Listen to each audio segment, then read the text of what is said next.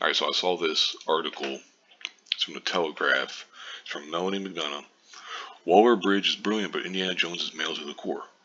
Now, Phoebe Waller-Bridge is basically going to play Indiana Jones' sidekick in the fifth movie. And there's talk that she was going to take over for him or whatever. I don't, it's hard to say. They probably will try that.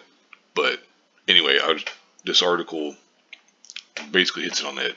The notion that there are parts which men do well and which are originally intended for a man seems too difficult for some producers. A little bit of a typo there, but that's alright.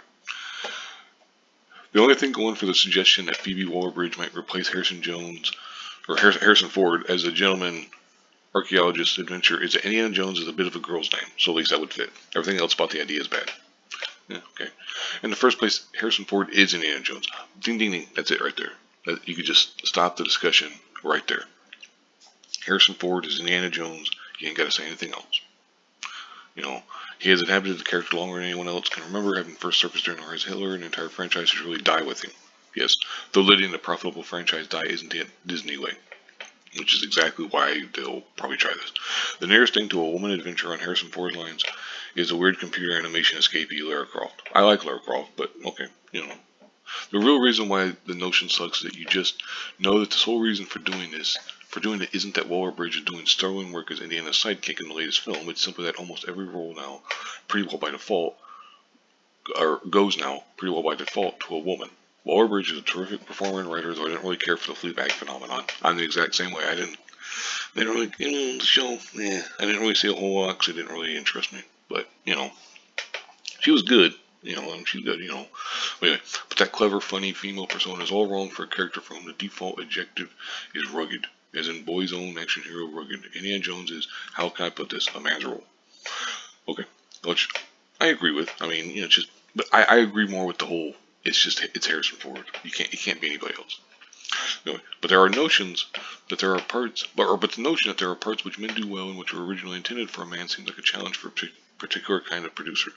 The politics of the age mean they're uneasy with prescriptive gendered casting, which is why we've had the worst Doctor Who ever in Jodie Whittaker, a series that shed viewers by the bucket load, though in all fairness, the terrible woke storylines didn't help her. Not really a Doctor Who fan, so I don't really know a whole lot. I haven't heard good things about it, though. So, I mean, I don't really have anything to add on that, though I have heard corroborating evidence from other people.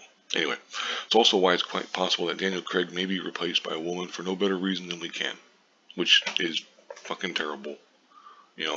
It's like we already have, there's already kind of female versions of a lot of these characters and stuff. Anyway, but if you read James Bond's book, they give us an unequivocal man's man and not a terribly nice one either. Lose James and you lose Bond. I would say the same about Sherlock Holmes, the most masculine character ever. I don't agree with that, but okay, teach them. Except that battle's already been lost with Netflix's Enola Holmes. Yeah, I mean, some parts were made for men. Can we not live with that? And then she goes on and talks a little more about her woman's college humiliatingly took a £30 million donation to change its name to Murray Edwards College. And she goes on and just talks a little bit more. Yeah, I definitely agree with the idea that there are some parts that are, it's like they're men's parts, and there's other parts that are women's parts. That doesn't mean that you can't have a female James Bond, or you can't have a female Sherlock Holmes, or whatever. Or you can't have a female Indiana Jones, again, Lara Croft. But they need to be their own characters. You just slap the name on it. They just take the name. Like female James Bond. What are they going to call her? Jamie Bond? Or they'd probably still call her James. Because that's a big thing now, too, is to have it be a female character, but with a male's name. Or a traditionally male name. I don't know.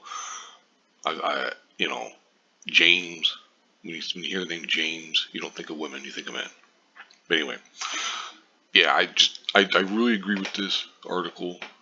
I mean, there's a few things I disagree with, maybe. I mean, just I guess more of the Sherlock Holmes, the most masculine character ever. I don't agree with that, but I mean, okay, we can agree to disagree on that. No big deal.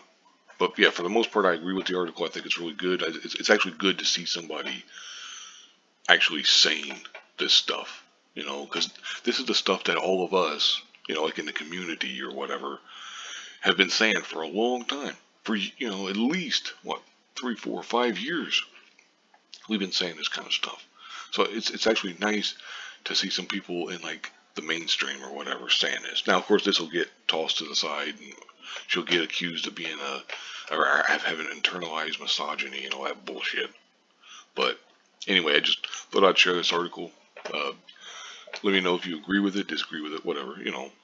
Thank you very much for watching, and have a good one.